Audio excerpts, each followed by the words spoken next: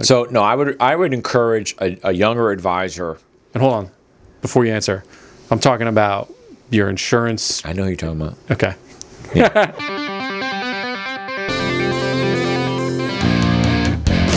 Welcome to the Financial Advisor's Advisor, brought to you by Elite Consulting Partners. It's the only podcast offering unfiltered guidance and direct advice for all things concerning financial advisors, RIAs, and the practitioners in the wealth management business. Learn more and subscribe today at eliteconsultingpartners.com/podcast. And now, here's your host, the Financial Advisor's Advisor himself, Frank LaRosa.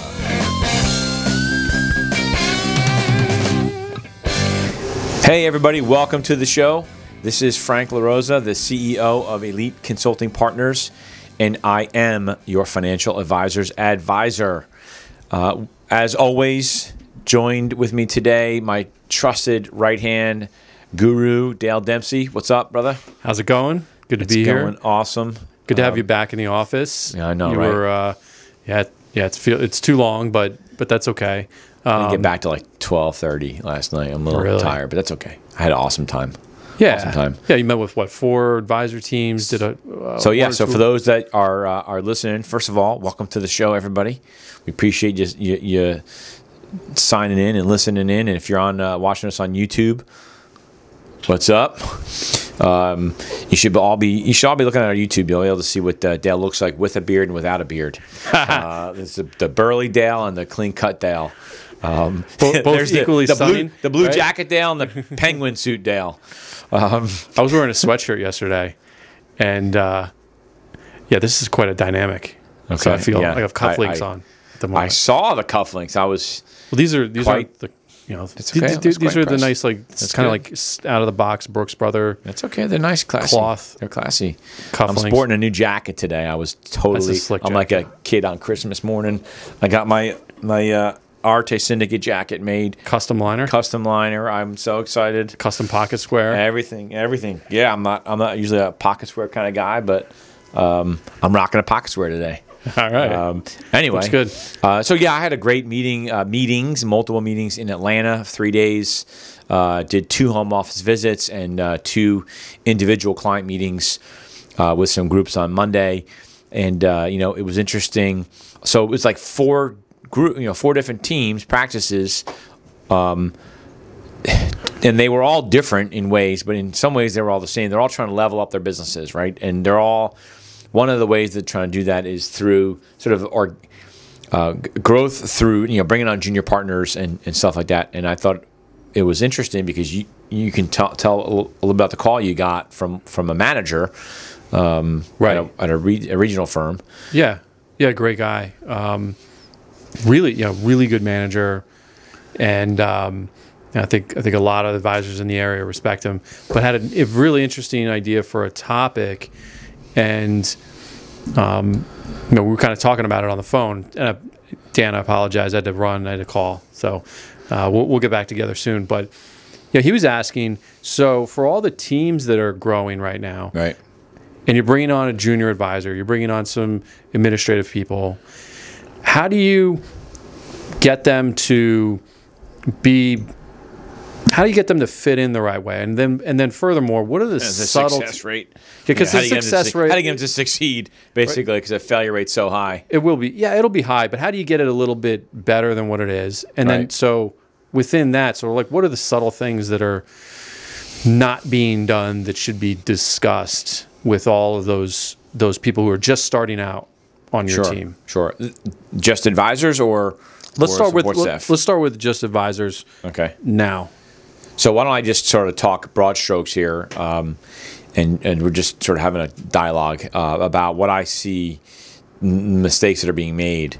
Every senior producer wants to bring in young guys, right? And generally want to bring in young guys either to take over their D book, C or D book, or to make cold calls and do the sort of the grunt work and sort of earn their stripes to becoming a financial advisor. And there's nothing wrong with that. And I think that if you have a decent-sized practice, you should always be looking at the next generation. You should always have some type of, even if your firm doesn't have training program. I was DM'd by somebody the other day, and he's interviewing for, I guess, a Morgan Stanley training program and a Merrill Lynch training program. And if you're listening and you DM me, I'll get back to you on some of my thoughts and ideas, just some general thoughts and ideas. But it's a great time. It's a great opportunity to come into this business. The problem is the failure rate is so high because you can't really cold call residences anymore, right? There's a lot of competition, and what are you supposed to do? And as a rule of thumb, now the best way to be successful coming into the business is definitely try to be on a team of sorts, right? Unless you're coming from a second career, which is great, and you're going to use your, I'll call it your Rolodex, but there's some mistakes you can make there. Use your Rolodex to go deeper into your contacts, right? So one of the big mistakes new advisors make, it doesn't matter what age you are. Actually, you can bake this as a bigger mistake if you're second career, you're 30, 35 years old, and you want to get into financial services. Don't do this. Right out of the gate, you go right to your wealthiest friends, right? And you start asking them for their money. That's a huge mistake. First of all, they're not stupid, and they know that you just got into the business. And no matter how smart you are in your second career, maybe you were an engineer, or you were, unless maybe you were, and this doesn't even really qualify if you're like a CPA or an accountant, because then you were sort of in the financial services. But you're an executive at some firm, and you retired, you got a nice package, and now you're going to become a financial advisor. Don't think for one reason at all that your client, those friends of yours, are just going to hand over their accounts to you.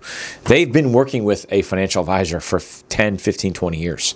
And candidly, you don't want to cut your teeth on your friends, right? Your associates, because you don't really have a true idea of what you're doing.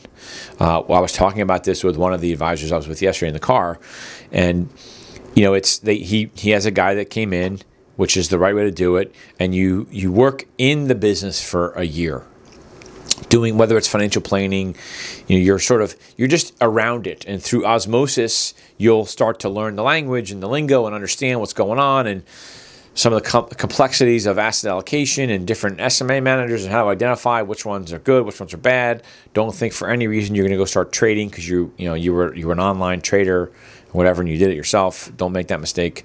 But you start with some of the smaller accounts, right? And then you work your way up. And it's not that you're making mistakes, but the smaller accounts are typically less complicated. So there's fewer opportunities for you to make a mistake. Sure. And so that's why I always say, just don't go to a firm that wants you to go after they're asking you for your 100 closest contacts, and they expect you to go after those people. Don't do it. It's a huge mistake. On the flip side,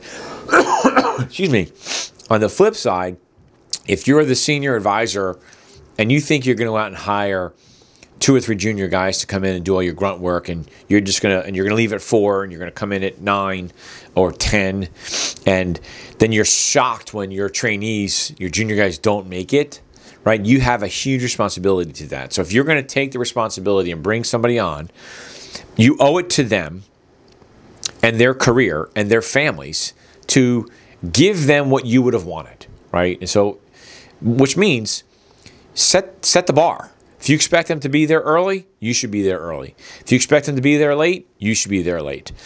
Take them out on meetings with you. Let them be on phone calls. Let them sit in on meetings. It doesn't matter how big the client is. You should explain to the client, hey, this is Jim. He just joined us. He's going to be working his way up to become a financial advisor. I'd like him to sit in on the meeting.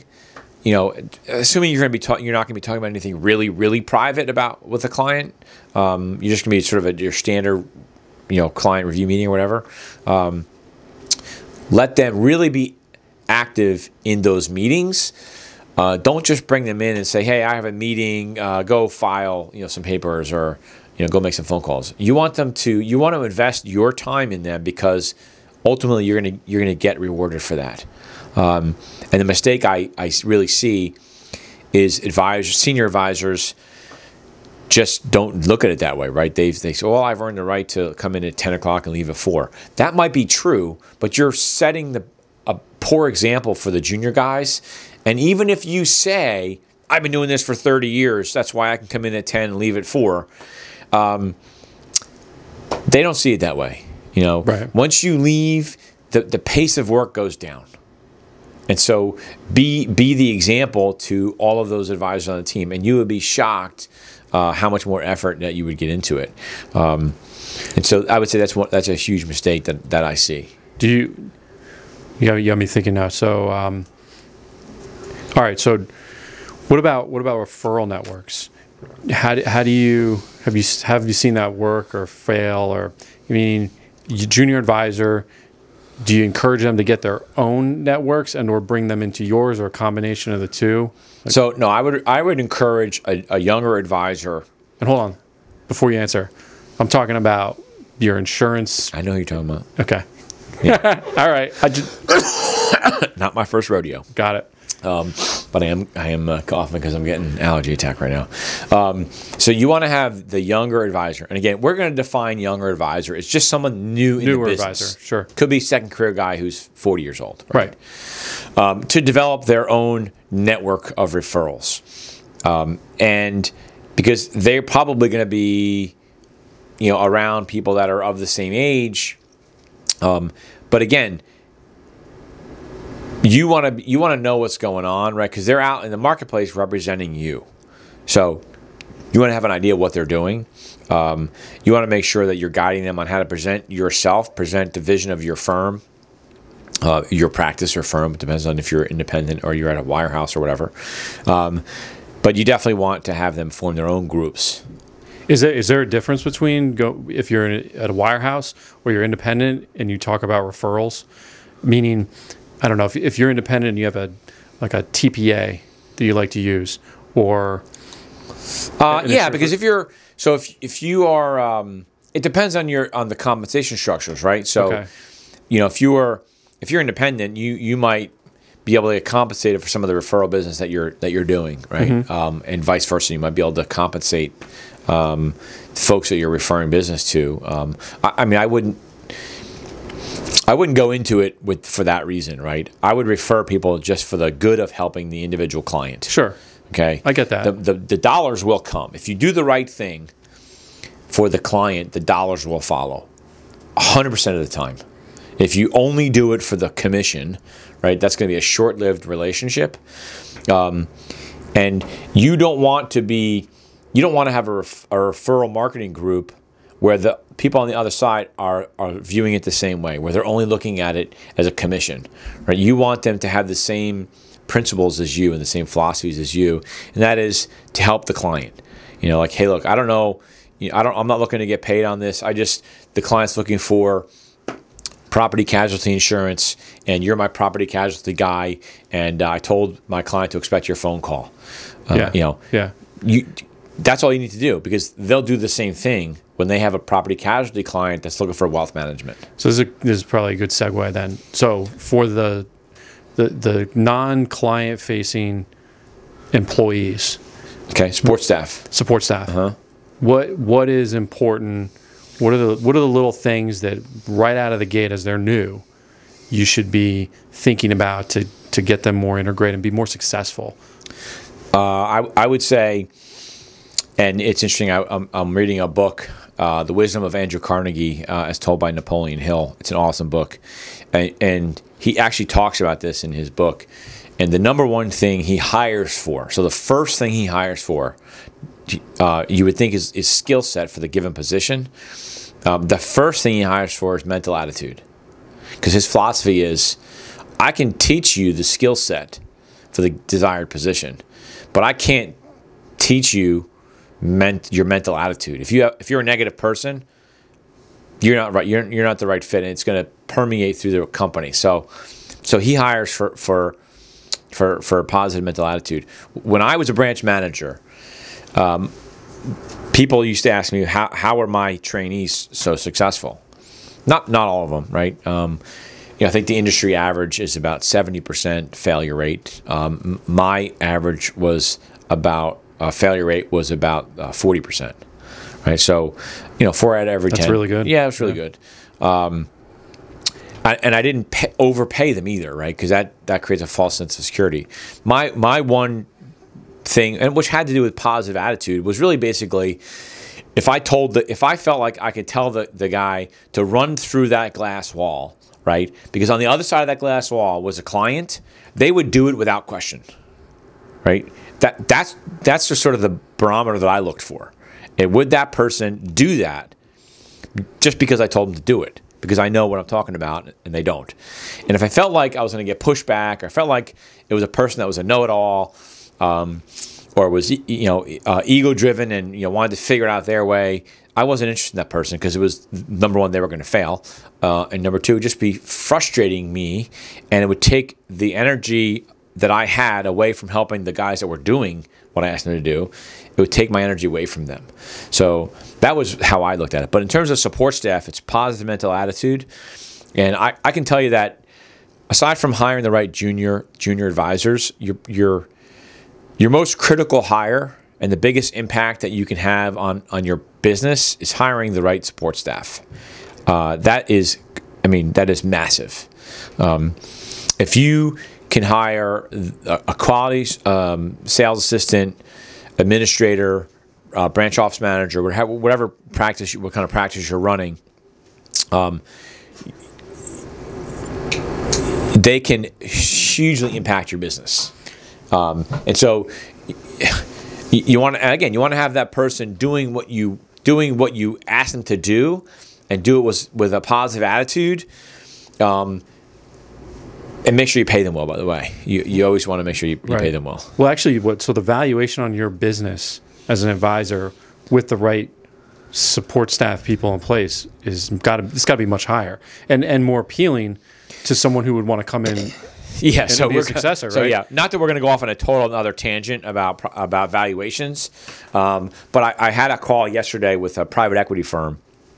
I was doing some consulting with him on valuations and what makes up valuations. And one of the things that we did talk about was whether or not they're going to maintain the staff of the business they're going to be buying. And if you are buying a practice, and if you're out there looking to buy practices and you have an opportunity to keep the staff intact of a quality staff, you should try to do that as best you can, because your retention rate is going to be significantly higher. But the reality, though, is the real goal of a quality sales assistant or administrator is to take care of all the non-revenue generating things that happen in your practice, so you as a financial advisor can do what you were born to do, right? Go out and help your clients, be in front of your clients, because that's where you're making your money. And that's how you have to look at it. Does that individual have the capacity to do the things I don't want to do, right? Or take too long for me to do? And those things can be, I'll give you an example that we have, right? I do a lot of traveling, and if I were to book all of my travel myself, it would take me forever, and I'd get it wrong half the time. Just ask my son, who I booked his travel down to Florida, and I bought a PM flight instead of an AM flight. Oops. That was a not inexpensive mistake. But anyway, so one critical thing that Trish, my assistant, does for me is she handles all that stuff for me. She takes care of it. And so not only does it give me, I'll call it physical time, right? I don't have to worry about that. But it also takes mental time away, off my shoulders. So it gives me mental energy capacity to focus on other things. Right. So those are the kinds of things for support staff you want to look for. And you want to train them. You want to also give all of these people, whether it's a junior person or a support staff person, you want to give them a path to growth, and a path to growth in your practice. People want to know that they're going to go somewhere with you. Mm-hmm. Right. The fulfillment, transcendence. Yeah. They want to have a purpose. Yeah, that's all. That's good stuff. Well, thanks for doing the Q&A today. Yeah. Hopefully that was helpful. Yeah. Dan, hopefully that's what you were looking for. Feel free if you have any questions. If anyone has any questions about, hey, I'm looking at hiring this individual, and what are the things I should be asking that person, or whatever. I'm here. I can respond via email. Is really good. DM me. FrankLaRosa.elite was my Instagram account. Our email is frank@eliteconsultingpartners.com or dale@eliteconsultingpartners.com. As always, feel free to call us, 856-316-4651 for me, 4653 for Dale. Sorry, Dale, I went first this time. That's okay. That's okay. But anyway, thanks for joining us. We appreciate the time. Don't forget to, again, smash that like button, leave us reviews, continue to send us emails with topics that you want to hear more about, because that's what makes our job much easier. These conversations are really geared towards you, the listener, and whatever it is that you want to talk about. That's how we operate this. These are done on a weekly basis, and they are recorded every single week and released the following week. So they are topics of immediate, interest. Immediate interest. So relevance. Thanks a lot. Love you. Talk to you soon. Thanks for listening to the Financial Advisors Advisor podcast with Frank LaRosa. If you're looking for more advice or solutions on any topics in the financial services industry, or you just want to subscribe to our podcast, head on over to eliteconsultingpartners.com/podcast.